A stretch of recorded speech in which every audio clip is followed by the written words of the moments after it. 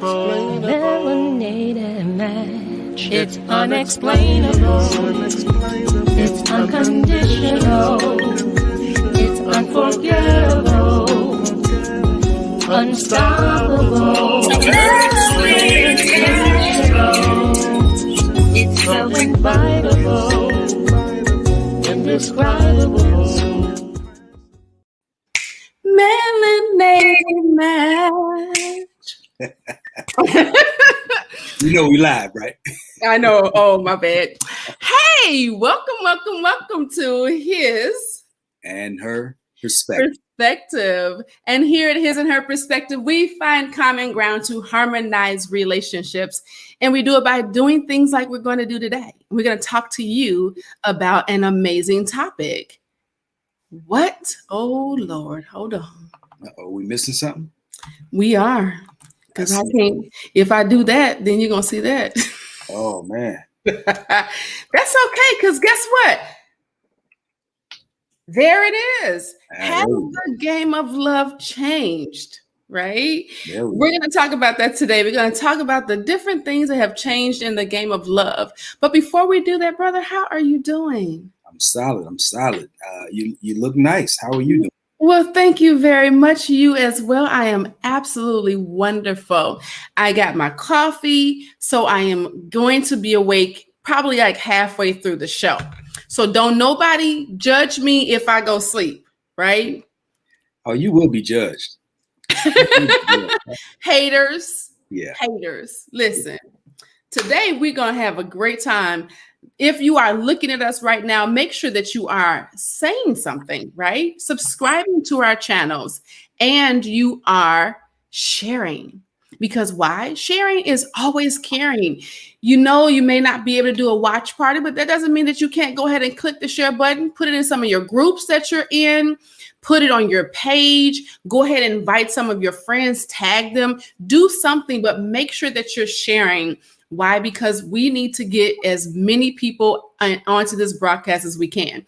Go ahead, make sure that you are liking all of our pages, the Vaun Love Alchemist on all social media platforms, Coach Michelamonè on the same, as well as ATR, All Things Relevant. Make sure that you are highlighting and liking and following all of those pages. Yes, so that you can make sure that you're getting all the juicy information that all of these platforms are putting together just for you. So who is joining us today? We want to know who you are. Hey, Yarly, we got Yarly over there at the bakery, Yarly in Brunswick, Georgia. Yarly's always in the place. What's good, brother Yarly? Good to see you, man. Always in the place. Thank you so much, Yarly. I appreciate you.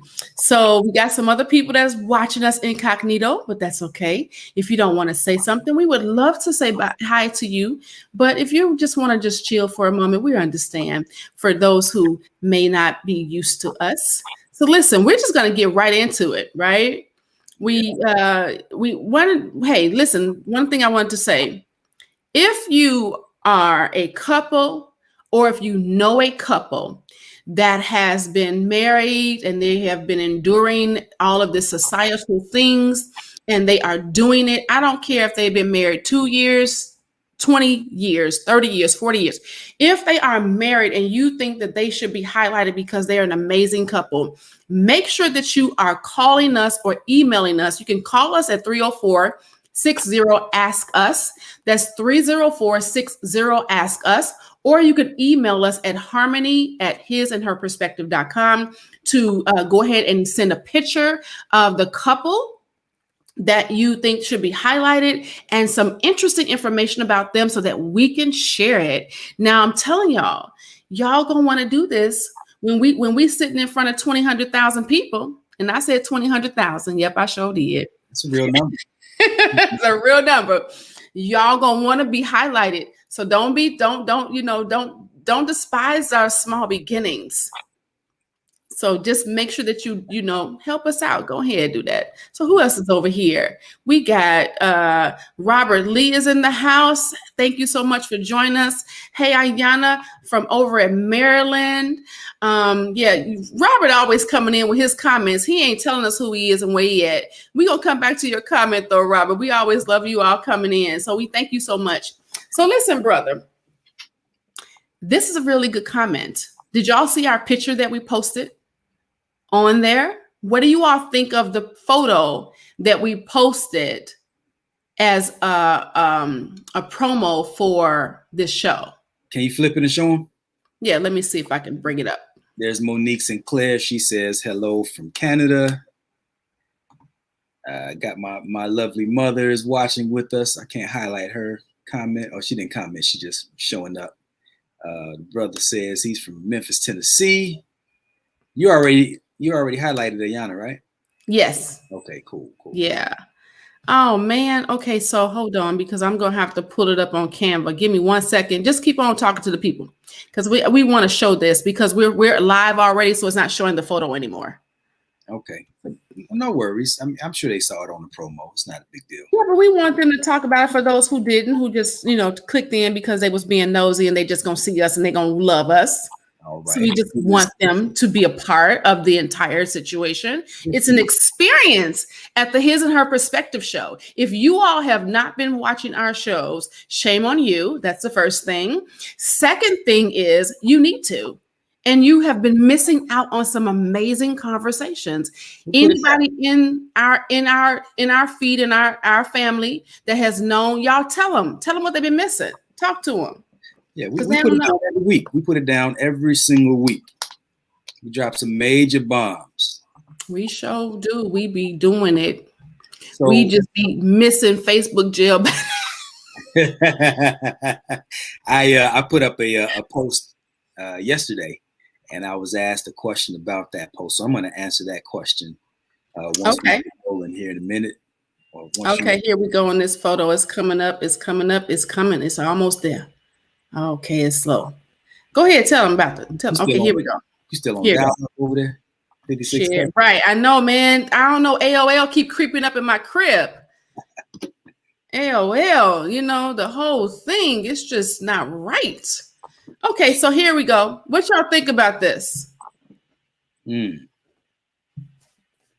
Tell us.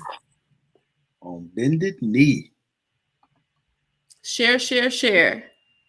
Share what you think. You think it's a great thing. You think it's a bad thing. You know some people. What you know. What you got.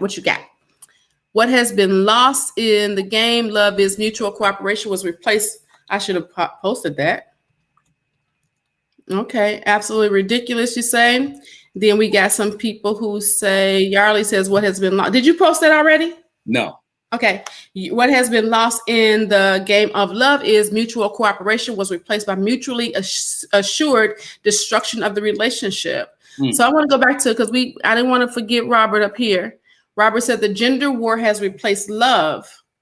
Let me remove this because it's going to keep coming up. Remove all things. Well, I'm going to have to get back with them in a later. Gender war has replaced love, competing against each other for win. For each other. I forgot. Forward has replaced love. I'm not sure. He talks text, so I'm not sure what you meant. Yeah. Let's see what else we got. For the win. I think that was against each other for the win has replaced love. Yeah. Gotcha. Yarley says boo, out of pocket. Ayana says that's BS. And then this photo is for likes to go viral. We know that the man gives access to a woman to be a wife. A woman cannot make a husband. Now that's not true. Now, Robert, I know somebody. I know somebody to me that did this.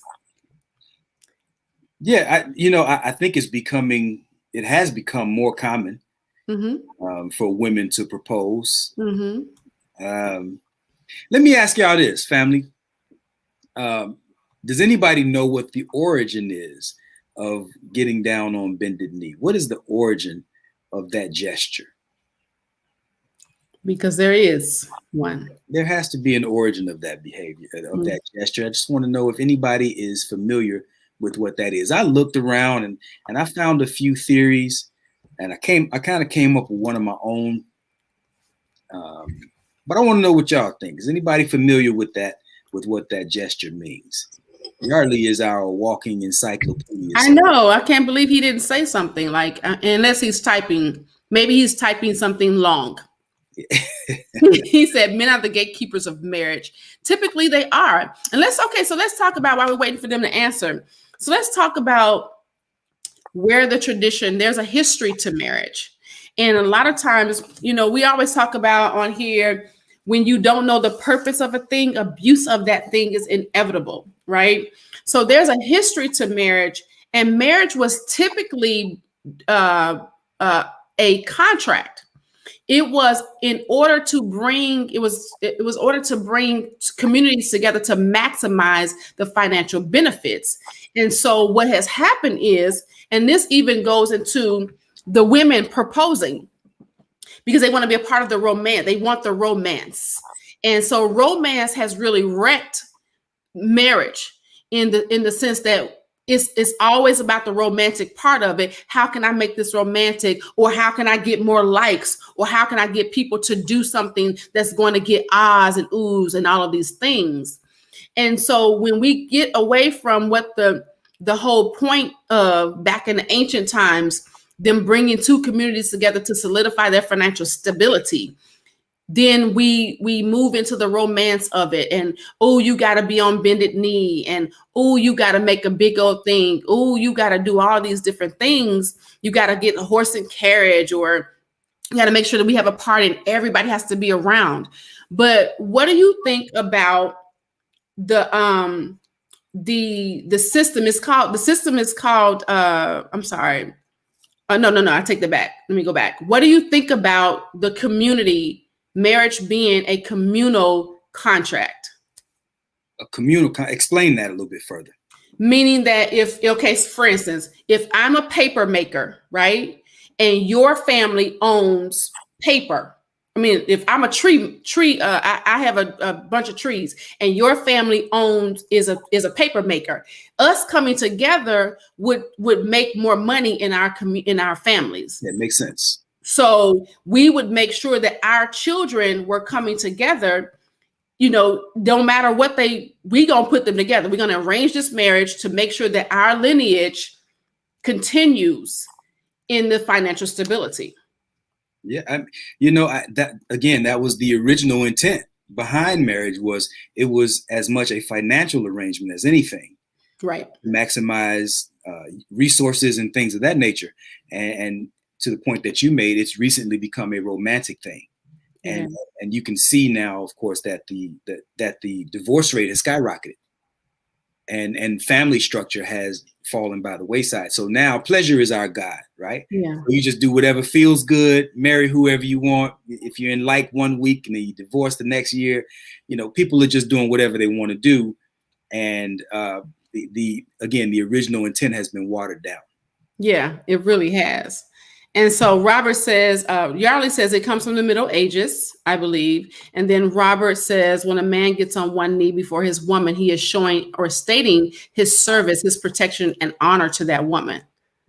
That's what I found when I was looking at that too. I wanted to just kind of expound on that just a little bit, because to the point of the Middle Ages, and then the gesture of getting down on one knee and stating service, protection, and honor. And it's still common now to bow before a king and even a queen. But I think when you think in terms of what men were asking women to do, right? Because we're trying to secure legacy here. Right. And there are few things more important than the carrying of a child and ensuring a healthy birth, and then nurturing that child up to a proper age where it can become self-sufficient. Like, that is a huge undertaking, particularly if there are multiple children involved. And right. So what you're asking of a woman in the instance that you get down on one knee and ask her to marry you, to be your wife, you're asking a huge service of this woman. And so if anything, in my mind, deserves a gesture of gratitude, of honor, of respect. I can't think of humility. Yeah, but see, now, of course, it's just baby mama, baby daddy, and all of that stuff has kind of been lost, because nobody talks about legacy anymore. We're just talking about, we don't plan for generations anymore. We just plan from one payday to the next. Right. Pretty much. But the initial idea behind what a man was asking of a woman in that instance, I think it was, I don't know, I kind of think it was probably worthy of that type of gesture. What y'all think about that, family? I totally agree with you, because when you think of it, so if people, instead of saying, will you marry me, they said, will you create my legacy? Will you help me in creating my legacy for generations to come? And watch People this. might say, go ahead. Look, we used to, now when we were children, we used to say, when we go up to a girl, we used to say, would you go with me? Yeah. Right? Now, yeah. Again, another term that's been watered down. We just took that to mean, will you be my girlfriend? But will you go with me means that I'm on a purposeful journey. And I want you to come with me. I got a lot for you to do while we're on this journey. Having babies is one of them. Being my support system is another one. Keeping that battery in my back. Like, will you go with me is a huge undertaking. Yeah. So, and I think it falls right in line with, but again, everything's been watered down now. It really has. Even let's go into some more history, right? They talk about in the ancient times, the honeymoon, that we want to go on and be together alone. I'm going to spend time with my man or my woman for a whole week on the islands. We sipping all the, whatever we sipping on, right? Was generally to bring the families together, and they travel together for the entire family to bond. And it was called a bridal tour. Wow. It wasn't called a honeymoon. Wow. So all of these different traditions are changing out of the romance of this R&B and will you be my, I don't even know. I don't listen to R&B. I can't breathe without you. I ain't bathed. I ain't shaved. It's all that stuff, and it just sucked out the purpose of what the whole thing was supposed to be. Mm-hmm. And so we really, and I said this, I was in I won't say the group, but I was in one of the older, in the adult groups, and they were talking about it. And I had one lady said that is marriage a contract? And I said, absolutely. This is what it's, and when I tell you, I had about 200 comments under my comment going off on me. And if people did that, and then you know what, and you don't know, I mean, it was going in. I didn't care, because I still stand and say that marriage is a contract. And if you treated your marriage the same way you did your business and your career, people wouldn't walk away as easy as they do. Yeah. And here we y'all know my story. And if y'all don't get my book, Rejection Saved My Life, and you'll know my story, because I'm talking from a person that knows exactly that. And I'm still saying that had I treated my marriage like it was my business, because anybody know me, y'all know, see what I be on Facebook, I'm relentless. Okay. So I would have been relentless, and most people don't do that. We put more energy, more time, more resources into our careers, into our businesses, going after the coin, going after the bag, than we do the relationship. And Coach Vaun always talks about it. 80 to 95% of your entire life is really how it functioning is really based on your intimate relationship. Yeah. He always says that.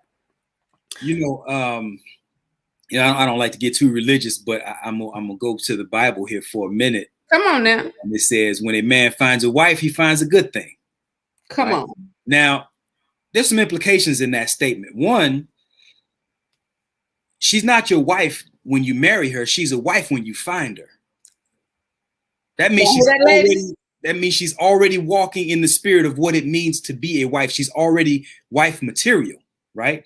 Now, the reason that it specifies that when you find a wife, it's a good thing, it's because it's not common, right? Most women simply do not qualify.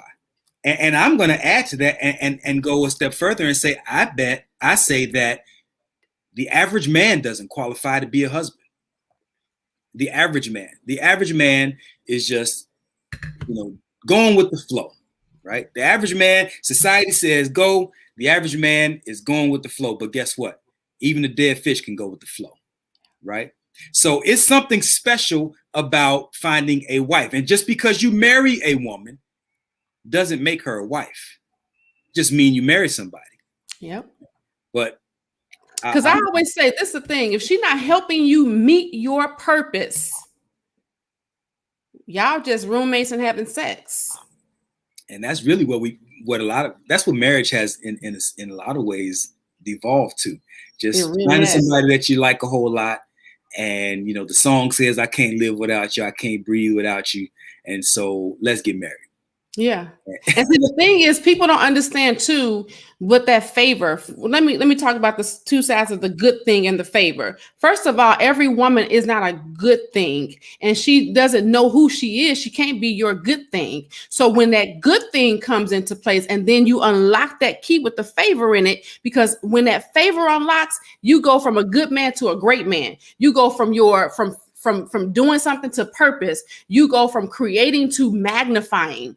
And that's exactly what people don't understand, is that it takes those two things. People say, well, I don't need to have, I'm trying to think of the term, something about they don't need a relationship with the higher power, whatever you call them, God, Allah, Buddha, whatever you call them, there's still one, right? He is the one who created the institution of this. And because he created the institution, if you can't, it's like going to Volkswagen and asking for a Volkswagen piece, and you've never been certified to put the Volkswagen piece in. So what are you going to be doing with the Volkswagen piece? You're just going to be sitting there looking at it because you're not going to know what to do. You might go in, you might try to put it on. Right? You try to put it on, you try to work at it, you got this oil coming all out. It's a mess. And that's typically what's happening in these marriages that are not being led by who they were made and created by. Mm-hmm. And I'm not talking about being this religious person, because I am not religious. I'm a spiritual being that has a heavenly Father, that I don't even like religion. It irks me, right? So anything religious, I cringe. But you have to have a personal relationship, and you have to know how to handle that marriage in order for it to work. Yep. So let me jump to this post that I made a day or two ago. It was just yesterday. And so I made this post and I said, a lot of us finally settled down for a serious relationship at 30 plus years old. That's a losing strategy for a woman who wants a husband and children, for purposeful men, and for a people who want better. Normalize urgency towards winning is what I'm saying, right? And so the question was asked, explain why this is a losing strategy. Okay? Why is it a losing strategy to wait? And one of the reasons that I say it's a losing strategy to wait, look, first of all, one of the primary reasons that a man is attracted to a woman is physical beauty, right? I mean, let's keep it a buck. We're not, and so she's at the height of her physical beauty, typically somewhere around between the ages of 21, 25 or so, somewhere right around there.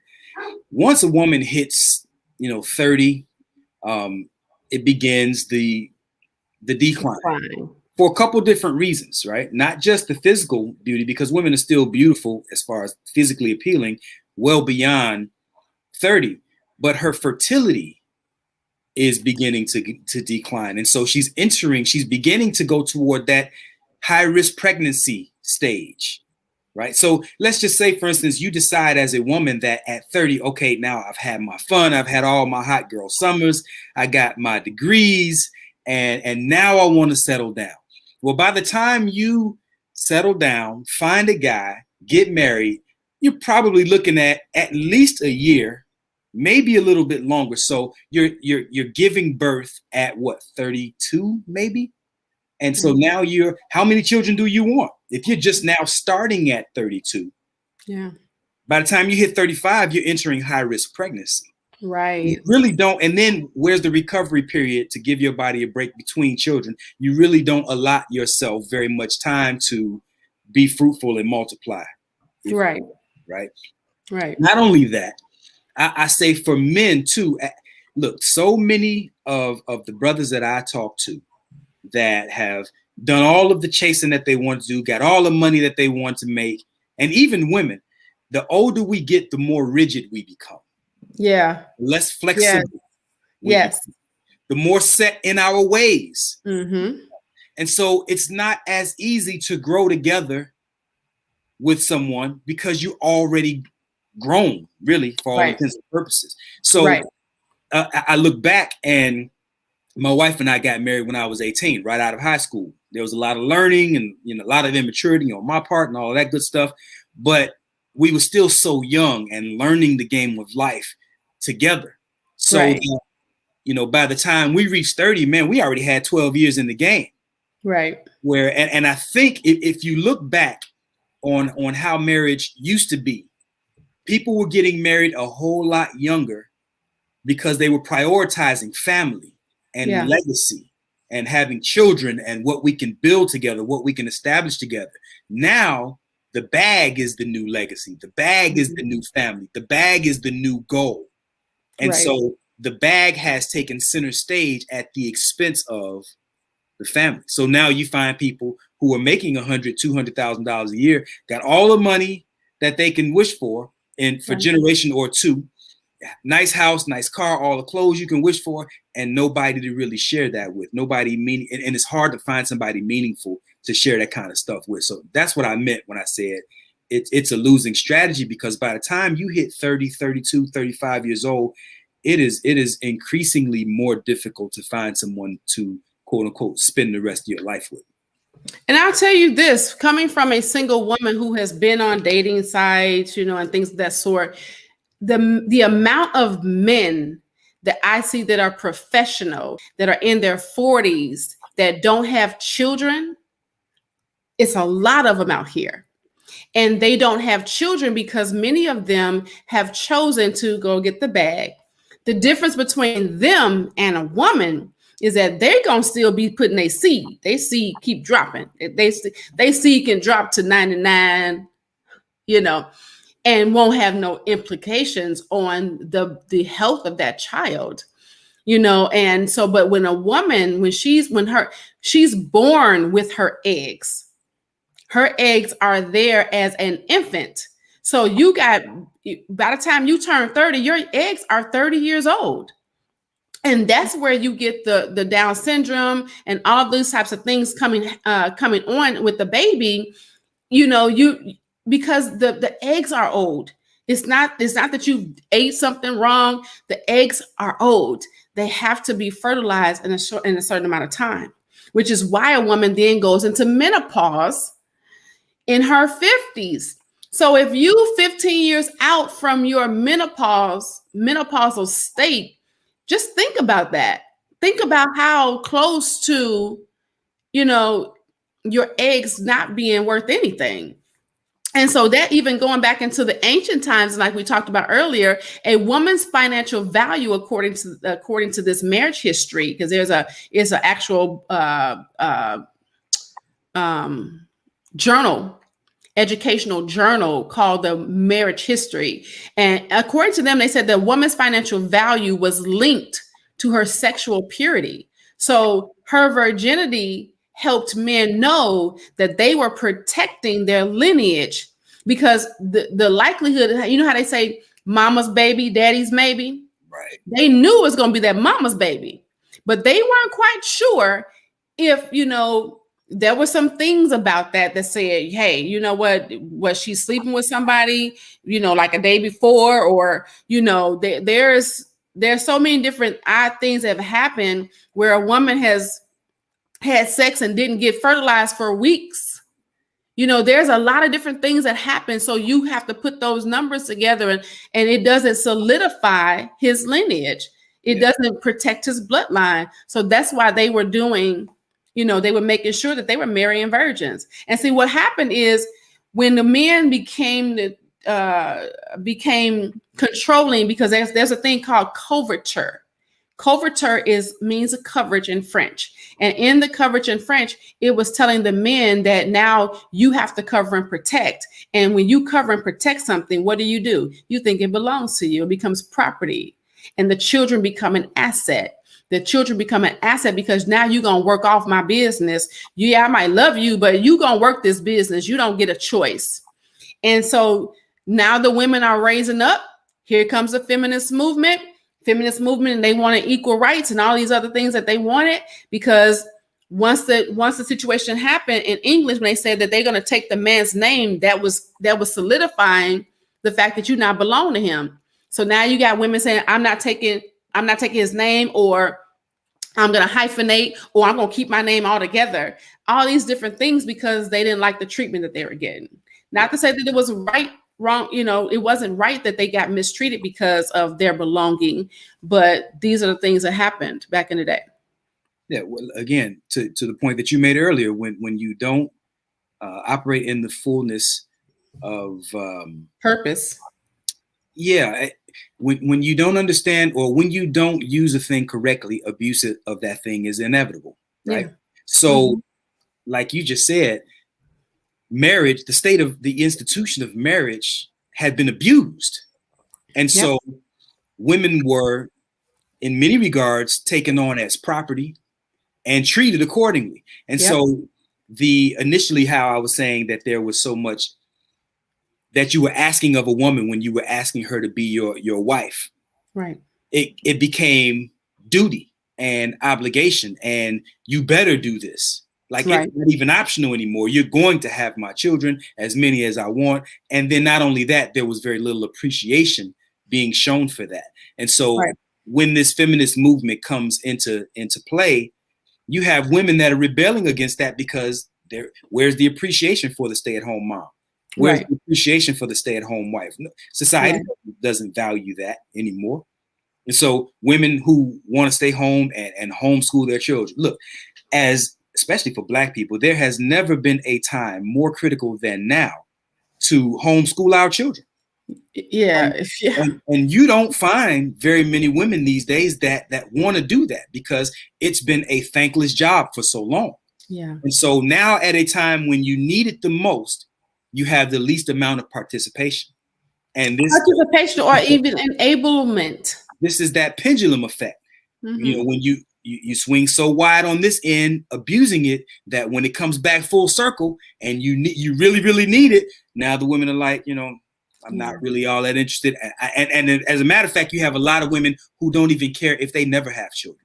Yeah. And this is the thing, I'm telling y'all, if you all don't really recognize the sign of the times that we're in, that you're going to have to get back to community. You're going to have to get back to the unity of the relationship, of the ordainment of the relationship.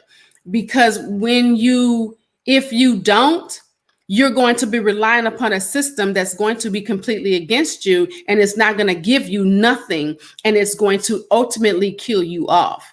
So if you do not understand that it is not to the benefit of you saying, I don't need no man, forget women, I'll go my own way, stay single when this all hit the fan. You better have some real good, either if you're a single mama or a single daddy, or you got brothers and sisters, y'all better have some real good other relationships, because when you by yourself trying to deal with what's about to get, I hope that y'all see what is about to go down. And we're not talking about back in the day. How many times when you young, you heard your mama say the rapture coming and the Lord he's coming back for us. Yeah. And you've been hearing all your life. So now people are numb to that. And I'm not just talking about that. I'm talking about before that even happens. Mm-hmm. I'm talking about next 3-5 years. Yeah. Yeah. Hey, y'all, do us a favor. If you haven't already, hit that like button for us, and share the video if you haven't already. Helps us with the algorithms and such. Give us our just due. Here's another way that the game has changed. You hear so many people talking about, let's say you hear guys saying that women aren't like what our grandmothers used to be like. And then you hear women saying, these men aren't what my grandfather used to be like. Yeah. And what you find now is that we have all of the comforts and the conveniences of the modern world, but we still want traditional people. And Now, do you think that that's true? Because I think that some people are against the traditions, which is why why the game changed. Well, again, there are variances, right? Because we still want women to cook and clean. We still want to be catered to in that way. But we want the men to provide and protect. But we still want our wives to go out and work a full-time job. You see, and it's just there's a blurring of the lines, right? And you know, we want men to go out and build the house and be able to fix the car and grind, but you still want him to come home and be your comforter and talk, you know, pillow talk with you. And so men aren't the way our grandfathers used to be any more than women are what our grandmothers used to be. And so we're having a hard time massaging the generational differences so that they work for us. And so many of us are caught in this fantasy land of what it used to be. And let's keep it a buck, man.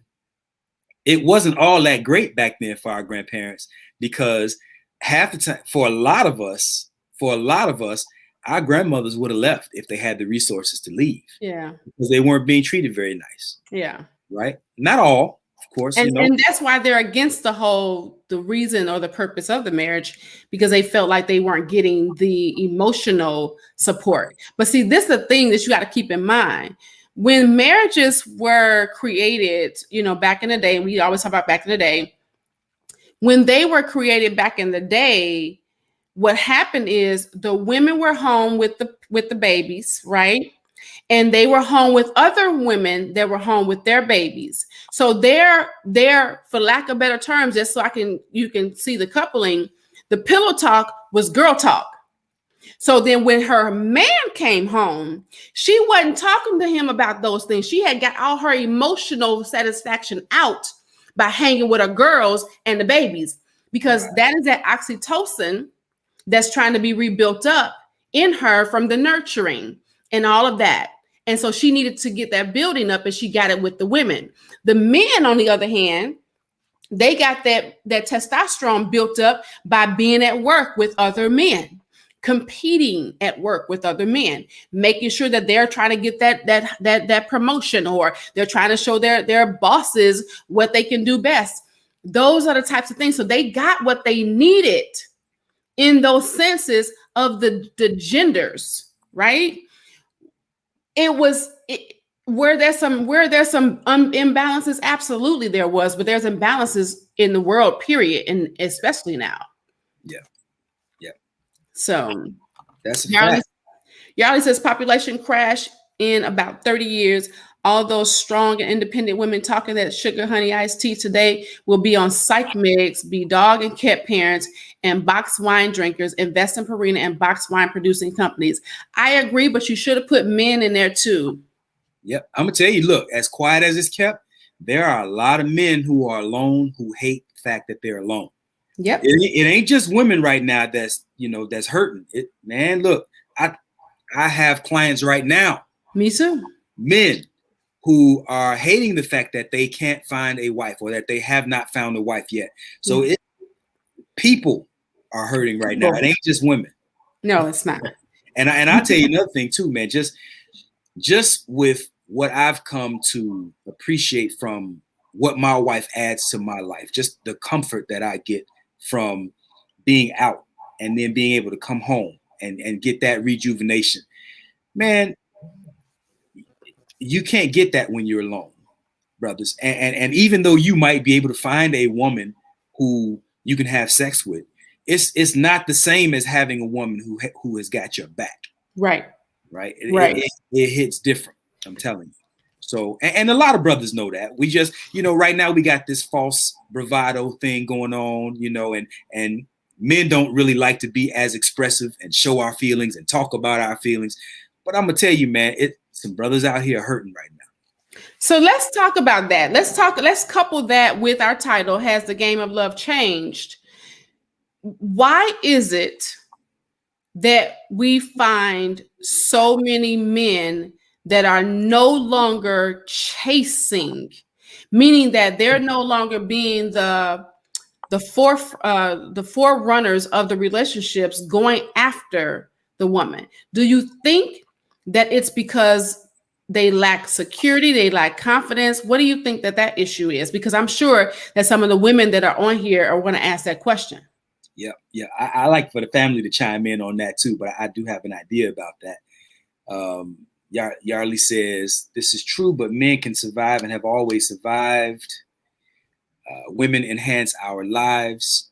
So always having a woman is a good thing. Nah, brother, having a woman is a great thing. It is. And women survive too. We got single mothers who are raising. We can survive without each other, but we cannot thrive. We cannot thrive. We cannot thrive. And this is the thing, I want to say this. As long as we keep saying, oh, I can survive, then you're going to keep just surviving. Were you here to survive, or were you here to thrive in abundance? Right. I mean, you weren't here just to exist. As what did Robert said that up here? Let me go here. He talks about some are coming up with different perspectives, alternatives to marriage. And to be frank and honest, most are not building. They're just they're not prospering. They're just being. That's right. I don't even think they're just being, because being means you're doing something. I think they're just existing day to day, no purpose in mind. You see people like that. And if you really saw them and what that really was, when you see people doing the same thing day in and day out, there's nothing that they've done, nothing that they've accomplished, nothing that they can look back on and sit on their rocking chair at 93 and go, this is what my life looked like. You sit there going, well, what you do? Well, you know what? I don't even know. And oh man, that's existing. Yeah, we're not what did it say? We're not living, we're surviving. Yeah, that's we're making a living, but we're not living our making. Right. And so he said that because men today are being told that they are no longer needed in the Black community. So men are no longer chasing the Black woman because of this reason. I concur. I do. And so this is why I created the Core Woman Academy, to help women understand that, we're the core, right? Not that we are the all be all to that, but we are the core. We're the center of that thing. And I'm really trying to work on. So if y'all know somebody that know how to draw really well, send them my way, because I'm really trying to get somebody to draw this for me. But the core of the woman, if anybody that's working out, they want their core tight. Why? Because that core is going to strengthen their entire body. It's going to make sure that your arms are strong. And if they're not strong, they're going to be weak. You're going to have tingling in the hand. And the arms is the reach in the family, the reach in the community. I'm sorry. Your arms are your reach. Your back is your faith, right? Your head is the man. Your legs are your children. Your legs take you through and walk you through and get you through the legacy of that thing. So the woman being the core of that body, if she is not in position, if she is not strong, if she is not in her rightful place doing what she was called to do, then everything else is out of alignment. You got headaches. You got shoulder pain. You got sciatic nerves going down your leg. You got arms and tingling. All that stuff in your body is messed up. Yeah. And I know that puts some pressure on women, but that's the realness of it. This game is meant to have some pressure on us, because it's designed to have some pressure on us. Part of you mentioned the feminist movement earlier, and what that did, it quote unquote liberated women. Right. And so now there was a time when, we could liberated us. Yeah. And we couldn't have sex so freely, 100 years ago. Hell, even when I was coming up, that was the beginning of it. I think the tail end of women being, somewhat thought of as still kind of virtuous. Yeah. And you look now, man, it doesn't seem to be very many virtuous women left, and there don't seem to be very many honorable men anymore. Right. And so this is also what kind of watered the game down. You flood the market with easy sex. And what you do is you kill the motivation for men to want to marry. Right. Why buy the cow when you can get the milk free? For free. Right. So and the thing, like you said, the thing back in the day, you knew, we talked about being virgins. You a virgin? I'm still one. You girl, you are too. Oh, let me tell you about so and so. She over there having sex. Girl, are you kidding me? You for real? She really did it for real. Now you looking at the virgins on you a virgin. What? Right. And you 18, girl. You better go get you some. She's a weirdo, right? She's a weirdo. She's a unicorn. And don't let it be a guy and he's a virgin at 18 or 21. You super weird. And what they've done is even with men, they've pushed this narrative that you should sow your wild oats. Now think about this. The most powerful act available to human beings is the ability to reproduce life. Yeah. And it has been reduced to a nut. Right? It just feels good. And oh man, what? You pregnant? Oh man, what we gonna keep it? What we gonna do? Are we gonna keep it? I was listening to this sister in Africa. There was this panel, and there was a European woman on this panel with these Africans. I wish I gotta pull that video up for us for the next show. But she was talking to them. She was in Africa talking to these Africans, and it was a panel of Africans. And the European woman was talking about the beauty of choice. Women having the freedom to decide whether or not they want to have an abortion or just freedom. And then, and she made it sound so liberating. And then the African woman got up there. She said, we don't even have a word in our culture for what it is you're offering us. Like, there is no such thing as what do we do once we're pregnant? It's a no-brainer. We get pregnant, we have the baby. But see, so in our indigenous culture, prior to colonization, we didn't have any concept for getting rid of children because righteous-minded people, healthy-minded people understand that children are your future. And so if you're aborting children, you're literally aborting your future. You are. And this is the thing, like when you start having, back in the day, we controlled, or the parents controlled their households. You did what your mama said to do without question. You wasn't questioning her. You wasn't asking her why, because all you needed to, why. You get that look, you turn your butt on around and you keep going. Now it's the why, what you mean, what you talking to me, like all these things, because you have things like Cold Carla. Anybody know about Cold Carla? If you're a woman and you my age, you knew Cold Carla. Cold Carla was the doctor calling you to tell you that you was pregnant. It was the doctor calling you as a teenager to talk to you about your care because your mother had no rights over your body any longer. And and I understood the whole thing about, that she should, know her body and understand her body and be able to talk to the doctor. But you shouldn't be able to go get birth control pills when you a child because you got Cold Carla. You shouldn't be able to go in the abortion office and get an abortion without the consent. Back in the day, in the ancient times we talked about, you couldn't even get married without consent at 25. That was the legal age was 25. Pay attention to why these things are happening, why the age was younger for you to go and care for your child. Why? Because those children didn't have the mindset it needed to take to be able to make the right decisions. Also, the younger, when they started making the age younger for consent, being consensual adults, is now 16 in some areas, 18 now mostly, right? Why was that? So that the people that was abusing and doing things to these young girls wouldn't be in trouble anymore. It's all,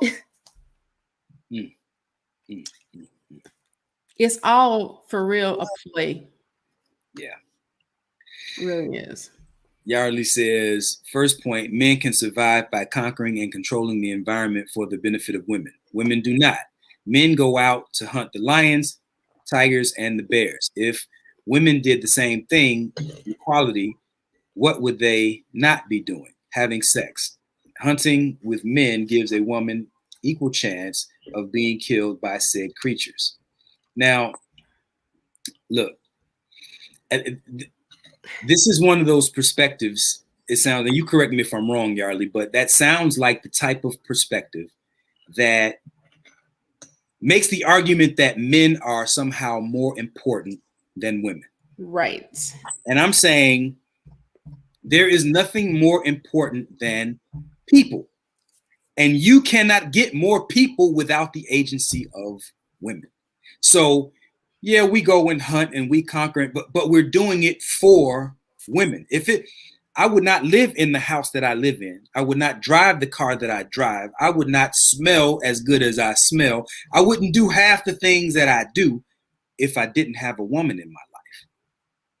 You understand? So regardless of what the motivation or what the drive might be, we wouldn't do these things. These things would not even be worth the effort in many regards if it was not for our feminine complement. And so, again, I put a premium on people, and you do not get more people without the agency of the woman. And I'll even go a step further and say, without healthy-minded women, you don't produce healthy-minded children. Look at you don't need to look any further than our community right now. We have a bunch of unhealthy-minded women. Why are they unhealthy? We can list a myriad of reasons for that, right? But we don't have women who want to breastfeed children. We don't have women who want to homeschool children. So what we're doing is we're spitting children out and we're sending them to daycare so we can get back to business of getting that bag. And we're producing children who do not mirror the value system that we need in order to be competitive for future generations. There's nothing more important than women. I'm not saying that women are more important than men. I'm not saying, I know we're not equal. There are things that women can do that men can't do. There are things that men can do that women can't do. We're not supposed to be equal per se. We're supposed to balance each other out. Look, salt and pepper are not equal. They do different things. But damn it, give me some scrambled eggs with just salt on them, and they ain't so good. Give me some with just pepper on them, and they ain't so good. But you put a little bit of salt and a little bit of pepper, now we got us a bacon egg, and right, with some grape jelly on it, toast sandwich, Dipping down This is the thing. I want to counter, and I don't want to divide, but I really want to counter this because I really need these men who think that they can just go and do whatever they want to. This is the thing. And I'm about to go a little barbaric. Go ahead. A woman can go snatch a dude, put him in the corner, make him get his seed out, take a turkey baster, insert his seed into her, and impregnate her without ever touching his penis. Mm-hmm. Mm-hmm. There are indigenous communities that are matriarchal in nature, that are killing the animals and feeding the children and taking care of all of that. But does that mean that they're not going to eventually need a man to come and bring some more seed? They're going to need that. There is nothing that we can do aside of each other. And if we don't start saying that and sticking to that, we're going to keep having the mindsets that we don't need each other. That is a problem. And it is causing it's wreaking havoc. Because tell me how long men going to be by themselves. Because once they die, then what? A man can't carry a baby. So even if she just went and got a donor, she still can carry it and and bring it out to this world by herself. But that does not mean that she does not need even the piece of him. We got to stop putting this, we got to stop minimizing the value on each other, making it seem like, oh, you just a little bit. No, you just a little bit. No, I only need you for this. No, I only need you for that. We need each other, period. And we don't get it. We too busy arguing and bickering back and forth, talking about, oh, yeah, I don't need you. Yeah. Go ahead, see how that work out for you. It's not. You could even go to the Bible where, was it Solomon who had 1,000 wives? Look, men for ages have had multiple wives. But I think, I don't know, I'm gonna push the envelope here a little bit, and I'm gonna say that any man who has ever had multiple wives, I think that is abuse of what the union was created for. Anything more than, because think about this now, we got a lot of sexual energy, right? But that same energy, see, the game is so cold, man, and we've been so misled, and we think that just because you get that urge that you're supposed to squirt, right? But that's the same energy. That energy is used to create. So every time you release, you're going to create something. Yes. Whether it's with another woman, whether it's with another man, you're always creating something. The question is, what? What? And so sometimes we're creating a child. If we're with our designated mate, we're creating harmony. We're creating bliss. If you're stepping outside of your mate, you're creating chaos, right? Now, there's this idea. I've heard some very prominent pastors say things like, well, men need sex, women don't, right? Because it's going to come out one way or another if men don't have sex. Look, women have wet dreams too, right? So, and if you look at it, when women are in a position where they can really speak their piece, women are just as possessive and jealous and territorial of their man as men are. And sexual. We have those conversations like y'all be doing up in the barbershop. I say women enjoy, when it's done right, women enjoy sex more than men ever could. Right? Yep, so we can keep going and going and going and going and going. Speaking in tongues. We don't do that. My back don't arc. I don't do all that. Eyes be rolling. Right. I don't do all that. I'm jealous. I'm like, damn, I wish. Why can't I get you experiencing that? Yeah, out of body experience. I don't get none of that. So what I'm saying all that to say this. Might has been right. It's kind of like the United States and its military. We have a bigger, stronger, more powerful military. And if you are a nation whose military is smaller, we have more might. So we're right. Big bank takes little bank. And so men are physically stronger. And so we have physically dominated our women. But it has a return, right? It has a pendulum effect. There's a boomerang. You send out bad energy, that thing is coming back. And what we're doing now is we're reaping what we have sown. And we have sown so much disharmony into the union with our woman that what we're getting on the return of that, the return on that investment is ugly, is chaotic, is disharmonious. And we're looking at the woman like, what the hell is wrong with you? Well, I'm going to tell you what the hell is wrong with her. What's wrong with her is that we have sown continuous and incessant seeds of disharmony. And I'm not just blaming the men. I mean, this thing goes round and round. This thing is probably got so much more history on it than I can spit on this one show. But I'm saying it's layers to this thing. It's levels to this thing. It ain't just the women that's out of whack. Men, look, King Solomon was wrong when he had 1,000 wives. King David was wrong when he sent Bathsheba's husband to war. Men have always, not always, but since time immemorial, there have been men who have abused the authority of what it means to be a man. And we have sown discord into the relationship with our woman.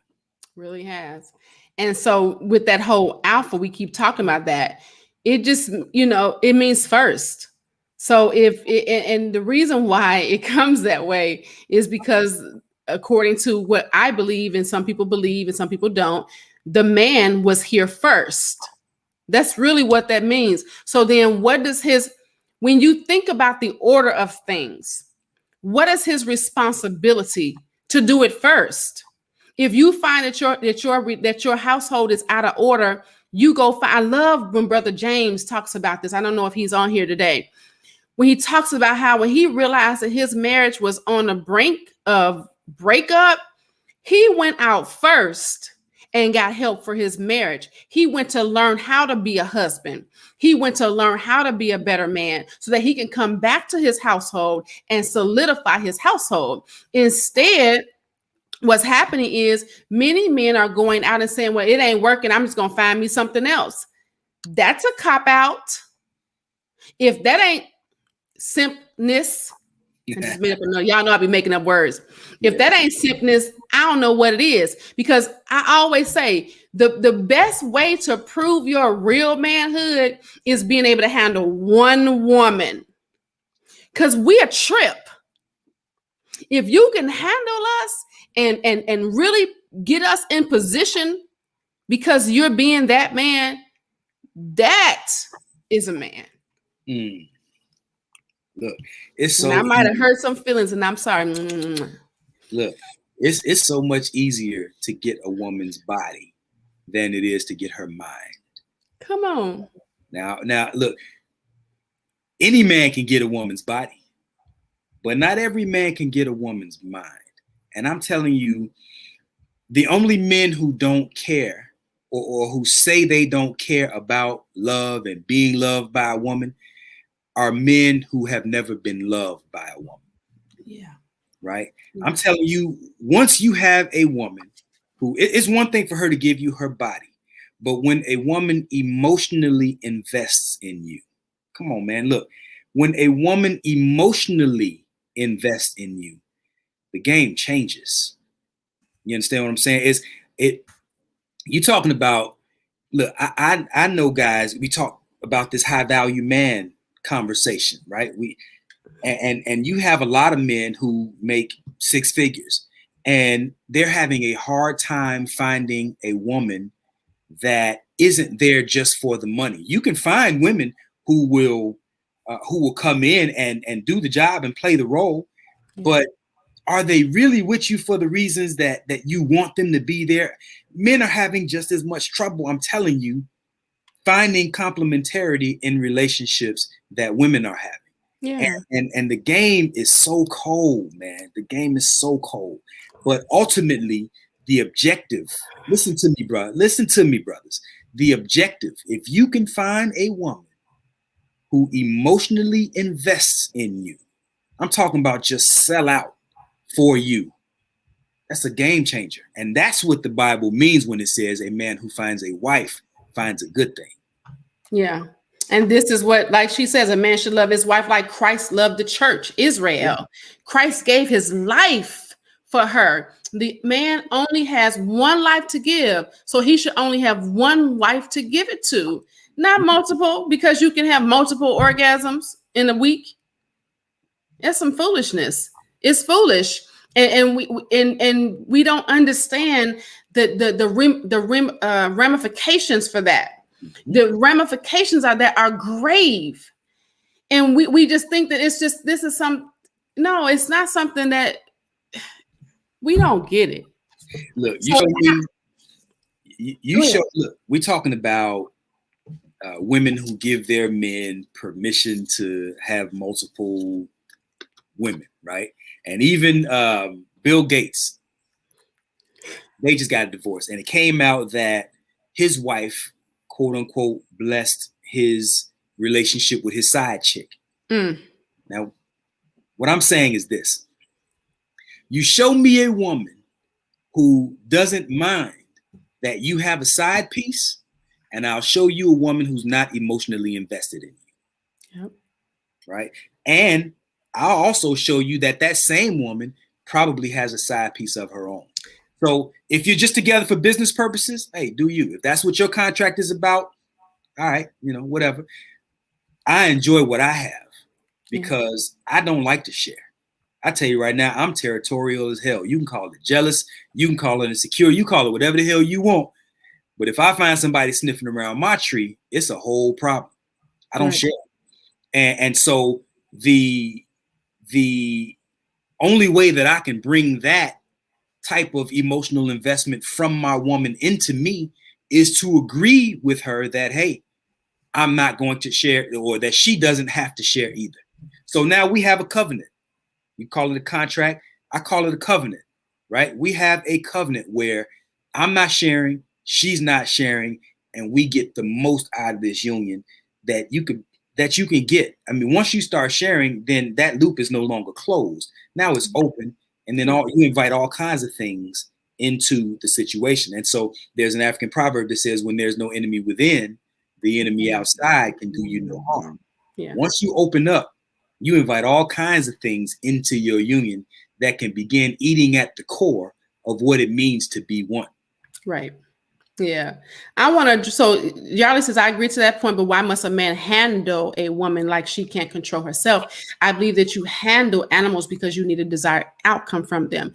When I talk about the word handle, I'm not talking about handle as in control. I'm talking about being able to have the capacity to deal with.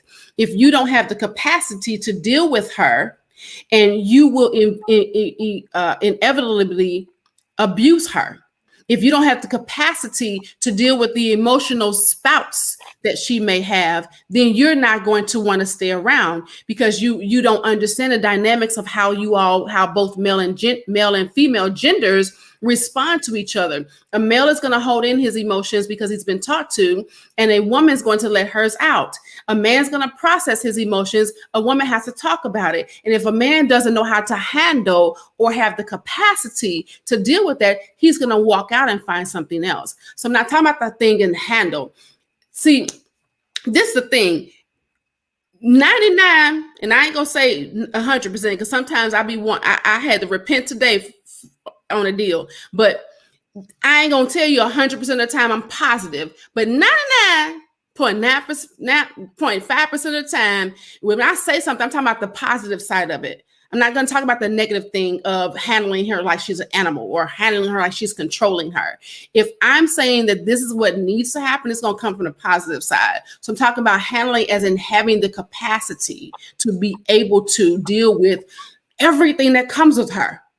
Especially if you know that she's not a virgin, you know that she might have some children, you know that she might have some relationships or some marriage in the past, all of these different things, then you have to know when you walk in the door after you done dated her for a few times and you sat on bended knee and you said, can you marry me or will you marry me? Everything that she's been through has the capacity, the propensity to come up in your relationship, especially if she's not done any work. So if you walk in the door thinking that this woman got 2 kids, she'd been married twice, and her daddy wasn't around, her mama was a crackhead, and all these things, and you think that you're gonna come in and she's healthy and she's able to handle, right? Deal with, have the capacity to deal with you as your gender, and she don't know nothing about it because she hasn't been taught it. We are mistaken. We cannot think that we can walk into a relationship and you listen to this person tell you how many times they done been hurt.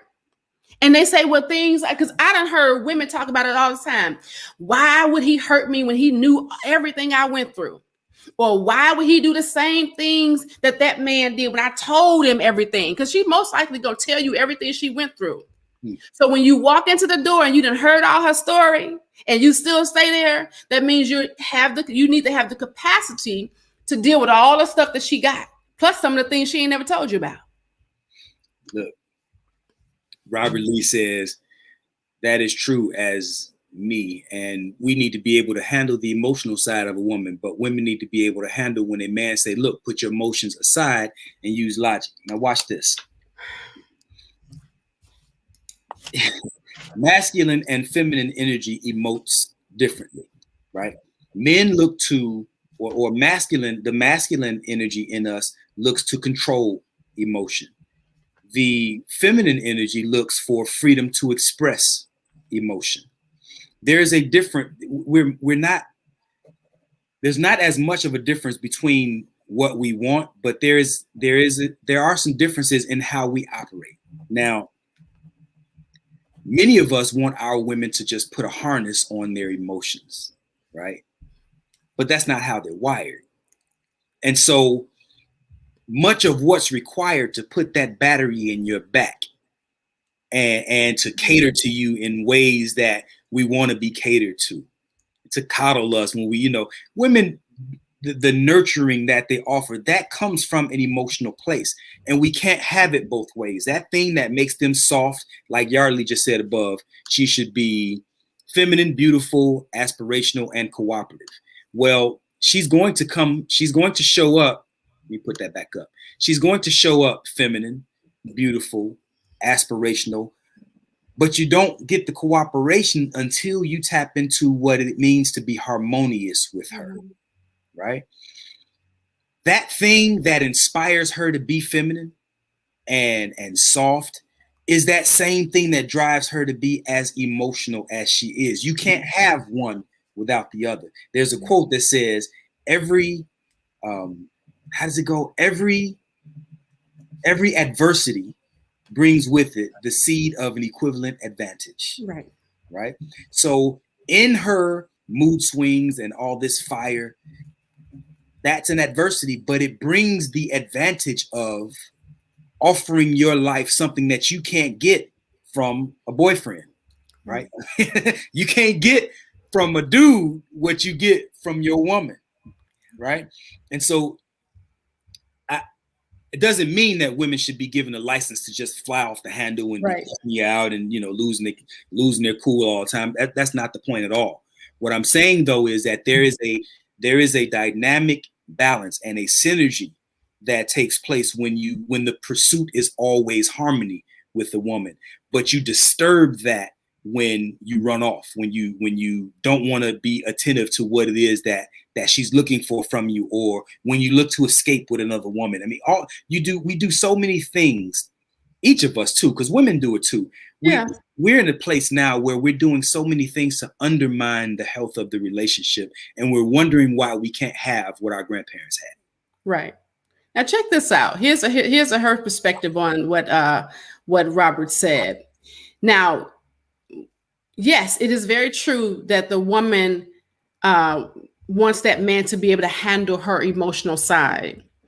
And that you say that, but women need to be able to handle it when a man says, put your emotions aside and use logic. Look at it this way. When she tells you to put your logic aside and be more emotional, how easy is that? It's the same thing because you're wired differently. The problem, let me tell y'all the major problem that most relationships are having. It always boils down to this one major thing. You don't understand each other's gender. You don't understand how each other's functions. I tell my clients all the time, baby, it's not personal. Baby, it is not personal. Your man is acting like the man down the street, the man down the block, man up there, man over there. Same thing. Your woman is acting like the woman over there, the woman over there, the woman up there. It is how we were wired. We were created this way for the main purpose that we were here to procreate, be fruitful, and multiply.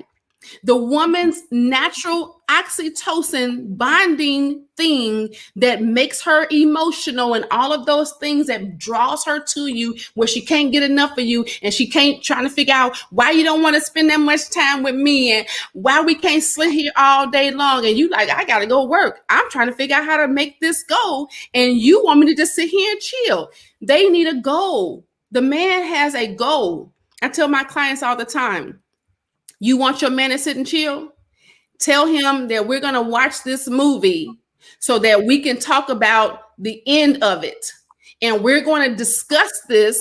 And in that, we're going to figure out how we can use this for us. He'll watch that whole movie to the end because he's looking for the purpose. He's looking for the solution to what you told him he needed to do.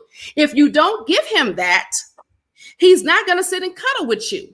If you want a woman to tie in to what you're trying to do, and you're trying to get business, and you trying to work 16 to 20 hours a day so that you can build this business, you tell her how she's going to be able to tap into making sure that her children are going to be generationally okay.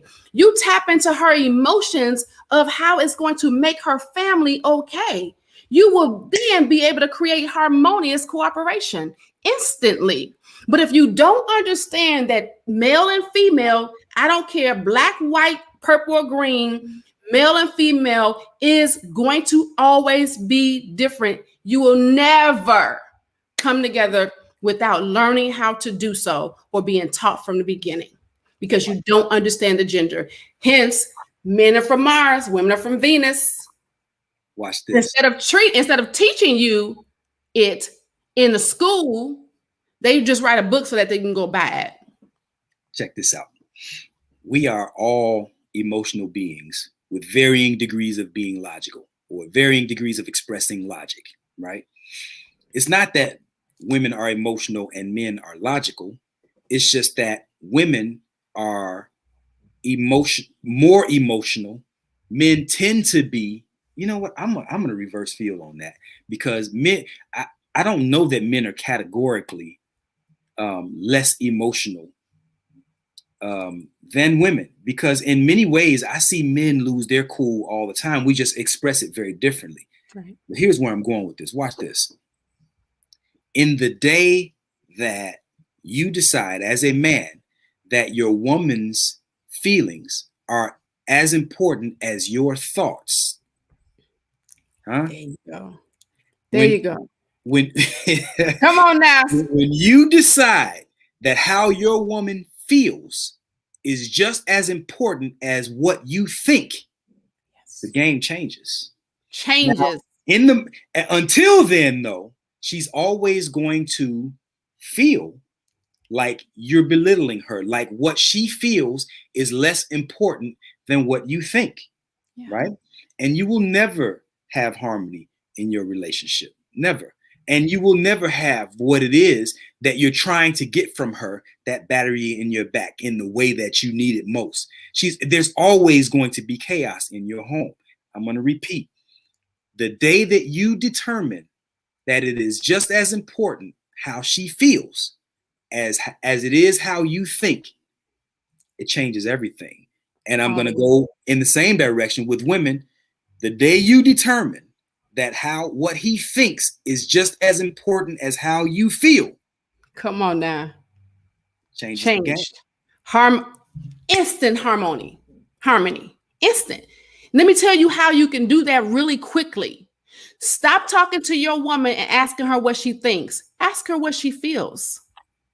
Stop talking to your man and asking him what he feels. Ask him what he thinks. When you start to speak each other's language, you start to listen to each other and you start to hear each other, creating that harmonious cooperation. But when you asking your woman, what you think about this? And she going, what? What you mean I think about this? And then she start telling you her emotions and how she feel. And you try to, I ain't ask you all that. Well, that's what she's telling you. And then when you try to ask your guy, what you feel about this? And he going, what you mean? Let me solve it for you. Let me solve it for you. And you like, I ain't asked you to solve nothing for me. I'm just trying to figure out what you feel. He ain't gonna hear that. It's almost like you say to your man, what do you feel? He's doing this. He like, huh? I can't hear you. I can't hear you. And you say to your woman, what do you think?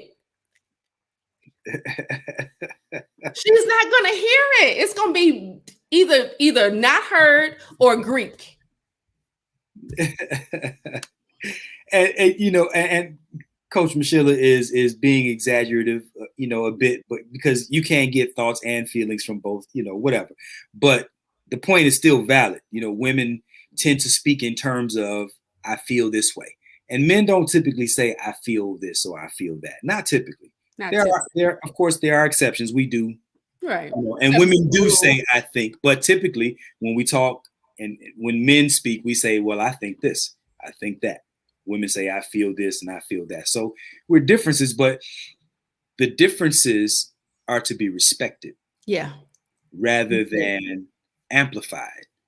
Because right now what we have is a state of where we're just amplifying differences for the purpose of ostracizing one another, making fun of and minimizing and marginalizing each other. You can't win like that. Yeah. We cannot win like that. You can't. Oh, you always talking about how you feel. I ain't asked you all that. Right. Man, how she feels is important because what you're trying to tap. Listen, man, emotions are like superpowers, right? Listen, I know I tend to get a little bit in the, occultic way of thinking things, right? But your emotions are like superpowers, and men have them too. And the reason that emotions are they're great fuel, and the reason that this is true is because there are things that when you feel strong about it, men too now, if you feel strong about it, when the emotions are charged, the facts don't matter. None. Right? When the emotions are charged, the facts don't matter. And so if your emotions are charged towards something constructive, toward building something, toward establishing something, doing great things, then you can accomplish things that if you just thought about it, you'd be like, man, I don't know, that walk is a bit farther than I want to go. Or that hill look like it's a bit too high for me to climb. But let your wife be sick, and the antidote to her sickness is on the other side of that mountain. You on your way. Right? Yep. It ain't nothing to think about. So I'm saying emotions make great servants, but horrible masters. Yep. You got to learn how to master those emotions and be able to control them. If you start controlling your emotions, whether it's anger, because I always, in my Master Your Emotions workshop, I talk about a man's anger is a woman's tears. So when you sit there and you just see how bad she, like if you see me cry, don't come over and go, woo, woo, woo, woo, woo, woo. No, move out the way. Because if I'm crying, I'm ticked off. I'm ready to fight. Okay. If you see a man angry, he can still be feeling that emotion like, oh, I just want to cry. You heard a man, I'm so mad, I just want to cry. Because that's the same type of emotion. It's just expressed differently. It's the height of it. That's really all that it is. But we don't understand each other. So we're fighting each other based off of what we think and we should feel. Like I'm a thinker. I'm a thinker. I'm an empath, but I'm a thinker. So you want to get productivity out of me? Ask me what I think. You want me to love on you and nurture you? Ask me what I feel. So I'm both, right? But you got to be able to listen to your partner. You can't just go in and think that you could treat your partner the same way you did the last chick or bruh. You got to go in and listen to that partner. I say walk into relationships acting like you're dumb as hell. Okay? Don't go in there thinking that you know anything. Go in there like you dumb. Learn your new partner or the partner that you're with and figure them out. Leave all that other stuff. Past, P-A-S-T, properly awarded, safe travels. Leave it back there. Deal with what you got in front of you so that you can learn how to deal with your partner. But most people are not doing that. They just want to take their experiences and go with them. Thinking that everybody, look, you don't even show up. You don't even show up in each relationship the same way because you're relating. Every relationship is unique.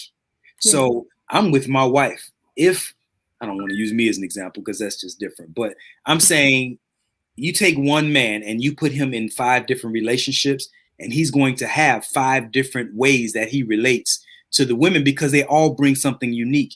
And you can, the same thing with women. You take one woman and introduce her to 5 different men and she's going to behave uniquely with every man. Some characteristics. She should. Huh? At least she should, but many times. I'm saying at her core values don't necessarily change. I'm not saying that. I'm talking about the energy exchange that's taking place between the two.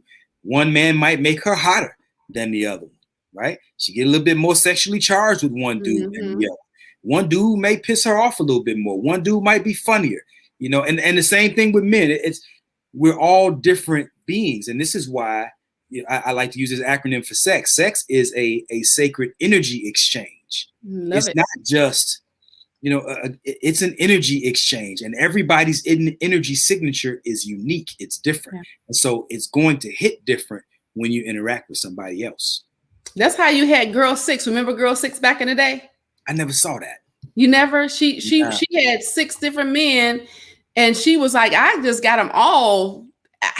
They all fit that one man. She, instead of her finding that one man, she had 6 of them where she, was doing her thing. But I'm telling you, and you're right, Yarly, men destroying the entire civilizations over emotions in the same time. Pharaoh wouldn't let the people go because he was ticked off. Oh, no, dude, you ain't coming up in here taking nothing from me. Sure. Same thing with David. David sent the man off of emotions. I'm in love with her. I just need her. I got to have her for myself. Those are emotions. Yep. So we can't say that men don't have emotion or they're not emotional. That's not true. They just don't express them the same way as women do. Once we understand that what's the word I want to put? Diabolical? Yes. Differences in each other. Respect the differences, learn the differences, figure them out, and then apply them to how you respond to each other instead of reacting out of way I ain't doing. I'm going to love you the way I want to love you. No, love them the way they need to be loved. In order for you to do that, you have to figure them out. Yeah. So this has been good. And let me add this one point too. When it comes to emotions, nothing will charge your emotions higher than sexual energy. And I'm telling you, we have all done some really stupid things when we are sexually charged, right? And to the point that you were just talking about David, and even when you're talking about Helen of Troy, is it Helen of Troy? How they were trying to join nations, and the son of the not Troy, but the son of the nation that was trying to merge with Troy, he slept with the king's wife. The level of attraction was so high, so great. I mean, he was so allured by her that he did the unthinkable. He slept with the king's wife, and not only did he sleep with her, she ran away with him. You are the queen, right? And she ran away with the son of the nation that they were trying to make peace with. Yeah. And that destroyed everything. You just took off a whole war. All because sexual discipline. They didn't have it. Men have lost major deals in their lives. Paris and Helen of Troy. Thank you, sir. Keep on. Yeah, because of that. They have we need to recognize and stop saying that men are not emotional and that women are not logic, because we use them both. We just use them differently. Right. A woman will be emotionally charged, passionate about something, and she's figuring it out. Oh, because I tell you, when I'm mad and I'm ticked off, I'm going to figure it out. I'm going to figure out how to get it. And if I was a vindictive person, I would figure out how to get you back. All in my emotions. Because my logic may not think of the ends of the earth that I would go through if you mess with me, right? Yeah. So we really have to pay attention to that. It's not that we're not. We just do it differently. Learn your partner. Learn your partner. Ask questions. Have uncommon conversations. Not the same what you do, what you like to do for fun. Yeah. Get into their head, figure it out. And then don't just get into their head for the 2 weeks that men be getting into their women heads. Get into the head and stay there. We got to change the game, man. We have to establish a new culture, a new cultural paradigm for how we deal with each other. Yeah. With each other, and maybe we might need to kick off a class for that too. We need to establish a new culture, because right now we're facing some things that are not so pleasant, and if right now it's got us looking outside of ourselves for all of the answers that can only be found within us, right? And we're angry with each other. And you know how it is. Look, my favorite quote: "Anger is the wind that blows out the lamp of the mind." right? Show me somebody who's angry, and I'll show you a fool in progress. Come on. Right? It is right there. Boy, you make a speech when you're angry, and you talk to your woman or your man when you're angry, and you will make the greatest speech that you will ever regret. Come on. We have all said Yep. things that we be like, after we calm down, we like, damn, I should have said that. Yep. So, you know, I think here's the thing that you all, in order for you to first know your partner, you must first know yourself. Many people think that they understand their communication style, and they don't. They just feel like, I'm a good communicator. No, you're not. If your partner if what you putting out, my daughter says, are you picking up what I'm picking up, mama, what you putting down? If the person that you're talking to is not picking up what you're putting down, then you're not effectively communicating. It is not them. Let's get that straight. It is not them. It's you. And if you feel like you haven't got to the place where you're effectively communicating it, and they just being hard-headed, they don't want to take what you're saying, then that's them. But you need to be able to get it where they're like, oh, I understand that. But I'm going to either accept it or reject it. Right. But that's effective communication, is being able to convey the message where the hearer can understand it, not accept it or reject it, but just understand it. Right. And most people are so busy trying to be understood that they're forgetting the whole being understanding. And nobody's trying to do that. So we got to get to the place where we're starting to understand each other more and stop trying to, I got to get my point across. I need to say what I got to say. Stop that. It's foolishness. So we've been on here for a long time. Yeah, we can really keep going. This is a really good conversation. I'm having fun. Well, I guess we can go ahead and wrap it up. Okay. Get these people back home to their families. Right. So we thank you all so very much. And if you have not already shared this, please go ahead and share. Make sure that you're liking or loving it. We would love the hearts. Don't just like it, love it. Love it. Share. Go over to Coach Vaun's Love Alchemist page on all social media platforms. Follow his page, like his page, go on to some of the videos that he already has on there. Watch some of those videos, get some real good knowledge, like them and follow them and share them. Same thing for me over at Coach Michelamonè and all social media platforms, as well as our YouTube pages. We have YouTube pages. ATR, All Things Relevant. Make sure that you're liking and following that page, because there's a lot of really good information on there. Some political stuff, some things about stocks and bonds and financial stuff. Go over and see all that stuff, right? Make sure that you're getting to their YouTube page as well, subscribing to the page, hitting the red bell so that you can get notification of any of the videos that we upload. So, yeah. Yep. Let me share the link to our YouTube page. Yes. And then make sure y'all go ahead and head on over to our YouTube page and hit that like and subscribe button for us. Please do that, because let me tell y'all, if y'all don't already know, Facebook is getting ready to start charging business pages to go live. Okay. We really would love to be able to utilize our platform that is on YouTube so that we do not have to pay to give y'all free information. Right? If y'all like what we're doing, which apparently you do because you show up every single week, that means that you would go over to our YouTube page and subscribe at the His and Her Perspective Show. It is not just His and Her, it's the His and Her Perspective Show. Go over to any of our podcasts, download some of our podcasts. We are coming up on our 1-year anniversary next month. We're going to do something great.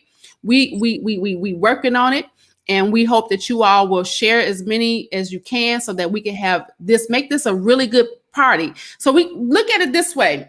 Would you want us to have an anniversary party and ain't nobody there? Wouldn't you come with a +1 or a +2 or a +3? We'd like you to come with +5. So if you can invite 5 people to our party, we might have something special for you. That's right. Normally we ain't looking for your +1s because they eat too much. Right. But we want y'all to come to our party and bring some people. We got some extra wings for y'all, some extra drink. Bring them in here. Look, let me end on this too. Y'all know that we are coaches, and most couples are struggling. We all know that. The divorce rate is incredibly high, and the breakup rate is even higher. Yeah.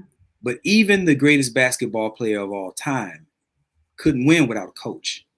Now, if you want to call that Michael Jordan, LeBron James, Will Chamberlain, they all had coaches. Successful relationships, the best of them have had some kind of coaching, and that's what we are here for. I like to say that there are a lot of couples that are out here winning, but they're not winning because they're doing extraordinary things. They're winning because they're doing ordinary things better than everybody else. So get yourself some coaching. Me, Coach Michela, whichever one you like. Both of us, we coach together.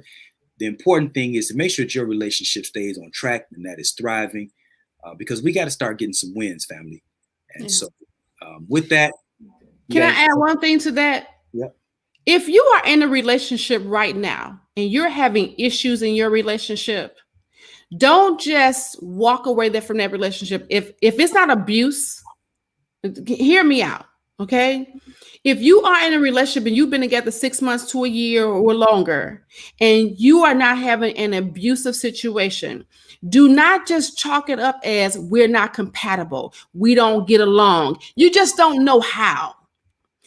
Get some help, like Coach Vaun just said, and then do all you can first, because it's nothing here. I got a client that I just took on. She's been married for 22, 23 years, and she's deciding to leave. It ain't nothing in these streets. Figure out if you can make what you have work instead of trying to work what you don't have. Yeah, it's troublesome in these streets, man. I was just in the store yesterday, a day before yesterday, and I'm talking to I got a little merger going on here with a local. I don't want to call her a celebrity, but she's a big deal. And we're just talking business, and I'm, exchanging a little bit of what I do. And this guy standing behind me, ear hustling. He's like, man, would you mind helping me and my wife? Just out of the blue. I'm like, nice. Where you come from? Nice. White guy. Nice. And I'm like, yeah, this is what I do. And so I exchanged it. I mean, man, before I left that store, I knew this dude's whole life story. Nice. And we're getting together this week. So what I'm saying is that more and more, to the point that Coach Michela was just making, if you found someone, if you have somebody in your life that is a person of integrity, man, those are not so easy to find anymore. And I say hold on to those and do your best to work that out. You'd be surprised how many of these differences can be overcome. So yes. With that, close us out, Coach. All right, y'all. We will talk to y'all later. Y'all make sure that y'all stay great, and we will too. Bye. Love y'all.